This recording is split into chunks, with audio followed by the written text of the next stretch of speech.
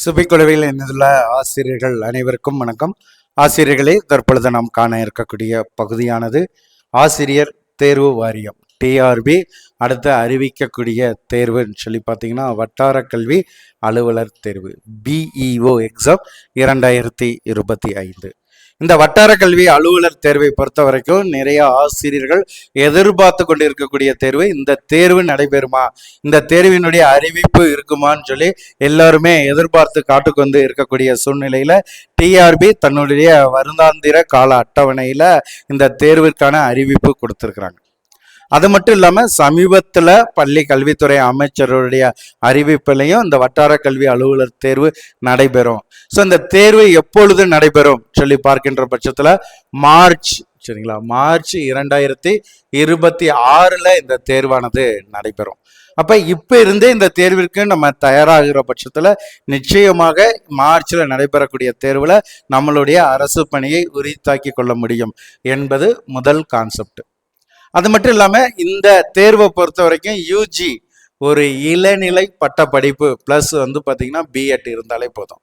இதற்கான குவாலிஃபிகேஷன் சொல்லும் பொழுது அனைவருமே பார்த்தீங்கன்னா இதை எழுதக்கூடிய ஒரு ஆர்வமாக இருப்போம்.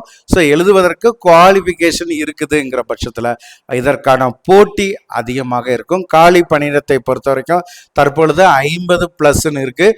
ஸோ இதில் பார்த்தீங்கன்னா 90+ வாய்ப்புகள் தற்பொழுது இருப்பதாக துறை ரீதியாக கிடைக்கக்கூடிய தகவல்கள் தெரிவிக்கின்றன. அப்படி பார்க்கின்ற பட்சத்தில் இந்த வட்டார கல்வி அலுவலர் தேர்வு என்பது மிக மிக மிக குறுகிய காலி பணியிடங்களை கொண்டது. ஆனால் அதிகப்படியான ஆசிரியர்களுடைய போட்டி இருக்கும். அப்போ இப்போ இருந்தே நம்ம ப்ரிப்பரேஷன் பண்ணி கொண்டு போனால் மட்டும்தான் நம்ம வெற்றி பெற முடியும்.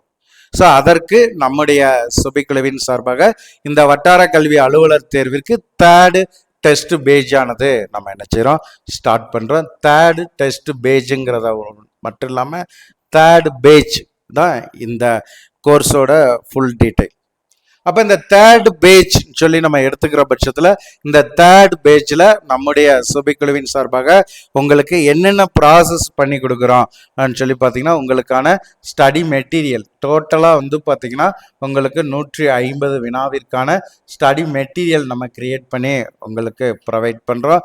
இந்த ஸ்டடி மெட்டீரியலை அடிப்படையாக கொண்டு 200 தேர்வுகளை உள்ளடக்கிய டெஸ்ட் பேஜ் நம்ம கண்டக்ட் பண்ணி கொண்டு போகிறோம். ஸோ இந்த டெஸ்ட் பேஜோட பயிற்சி வகுப்புகள் உங்களுக்கு நம்ம என்ன செய்கிறோம், கிரியேட் பண்ணுறோம். ஸோ அப்படி இதை கிரியேட் பண்ணும் பொழுது உங்களுக்கு பார்த்தீங்கன்னா கேட்கக்கூடிய வினாக்கள் இதுக்குள்ளே தான் இருக்கும். ஒரு சில பாடத்திற்கு கொஸ்டின் பேங்க்கும் நம்ம என்ன செய்கிறோம் உங்களுக்கு ப்ரொவைட் பண்ணுறோம். அப்படி பார்க்கின்ற பட்சத்தில் இந்த டிஆர்பி பிஇஓ எக்ஸாமில் கேட்கக்கூடிய 150 வினாக்களும் இந்த பகுதிக்குள்ளே தான் இருக்கும். ஸோ அப்படி தான் நம்ம உங்களுக்கு என்ன செஞ்சுருக்கோம், கிரியேட் பண்ணி கொடுத்துருக்கோம்.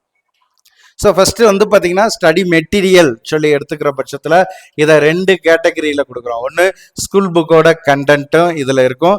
அதே மாதிரி பார்த்தீங்கன்னா பிஜி யூஜியோட கண்டென்ட்டும் இதில் இருக்கும். சரிங்களா, இது நம்ம கொடுக்கக்கூடிய ஸ்டடி மெட்டீரியல். இந்த மெட்டீரியலை ஃபுல்லாக நீங்கள் நினச்சிறீங்க ஃபாலோ பண்ணுறீங்க.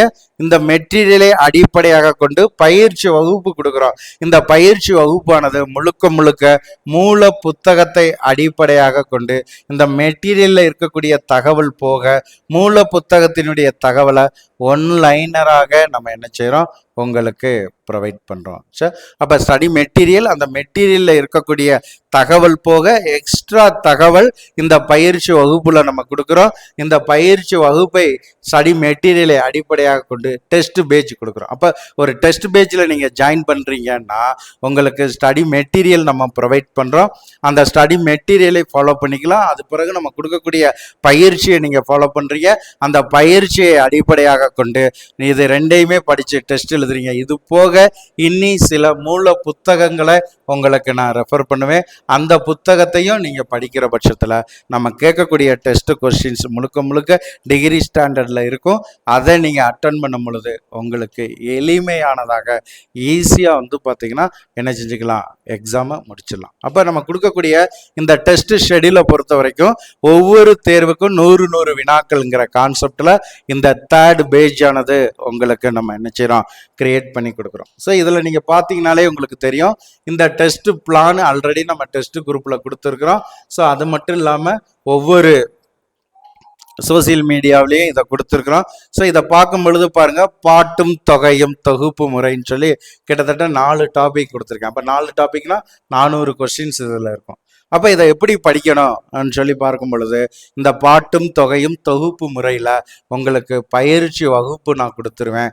ஸ்டடி மெட்டீரியல் அந்த டெஸ்ட் குரூப்லேயே இருக்கும். அது போக இம்பார்ட்டன்ஸ் மூல புத்தகம், இது 3ஐயும் நீங்கள் படிக்கும் பொழுது தான் இந்த 4 டாப்பிக்கையுமே நீங்கள் எழுத முடியும். ஸோ முதல்ல தேர்வு எழுதுறீங்கன்னா நீங்கள் பார்த்தீங்கன்னா பயிற்சி வகுப்பை மட்டும் படிச்சுட்டு போக முடியாது. நம்மளுடைய மூல புத்தகங்களை படிக்கணும், அதே மாதிரி நம்மளுடைய ஸ்டடி மெட்டீரியலை படிக்கணும், அதே மாதிரி பார்த்தீங்கன்னா நம்ம கொடுத்துருக்கக்கூடிய கொஸ்டின் பேங்காக இருக்கட்டும், நம்ம கொடுத்துருக்கக்கூடிய ப்ராக்டிஸ் கிளாஸ், இதை ஃபுல்லாக நீங்கள் ஃபாலோ பண்ணும் பொழுது இந்த 4 டாபிக்கான கொஸ்டின்ஸ் அதுக்குள்ளே இருந்து இருக்கும். அதை மட்டும் நீங்கள் ஃபாலோ பண்ணாலே போதும், வேறு எதையுமே பார்க்க வேண்டியது கிடையாது. ஸோ அதே மாதிரி பார்த்தீங்கன்னா ஒவ்வொரு டாப்பிக்கும் பார்த்தீங்கன்னா டாபிக் வைஸாக உங்களுக்கு டெஸ்ட் கொடுக்குறோம்னா இந்த டாபிக் வைஸாக உங்களுக்கு பார்த்தீங்கன்னா நம்ம ப்ராக்டிஸ் கிளாஸ் கொடுப்போம். அப்படி பார்க்கின்ற பட்சத்தில் உங்களுக்கு கிட்டத்தட்ட பார்த்தீங்கன்னா தமிழில் 40 தேர்வுகளுக்கான தலைப்புகள் உங்களுக்கு கொடுத்துருக்கோம்.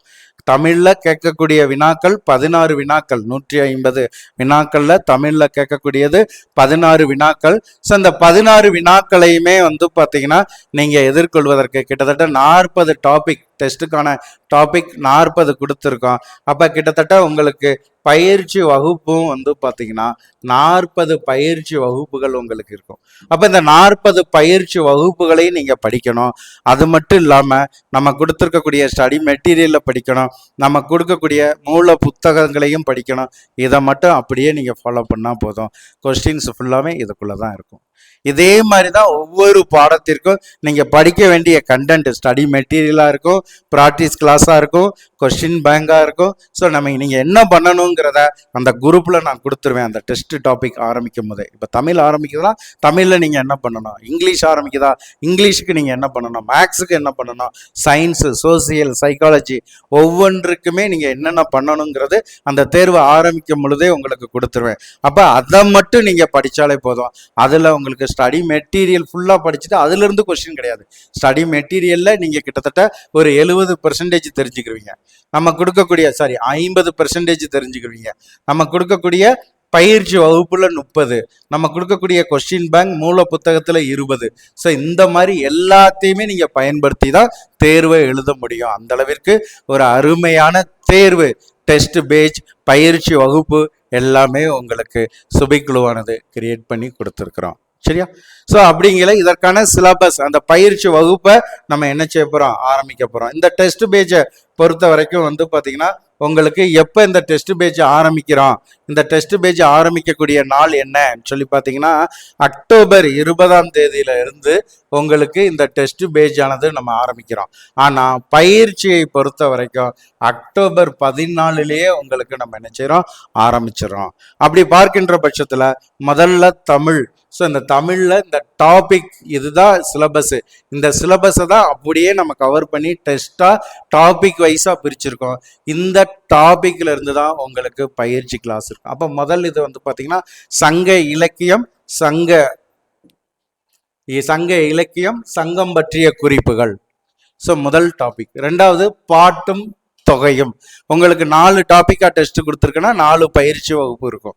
சங்க இலக்கியத்தினுடைய சிறப்புகள், 14 கீழ்கணக்கு நூல்கள், நீதி நூல்களின் சிறப்பு, 50 காப்பியங்கள் 3 டாபிக்கா கொடுத்துருப்போம்.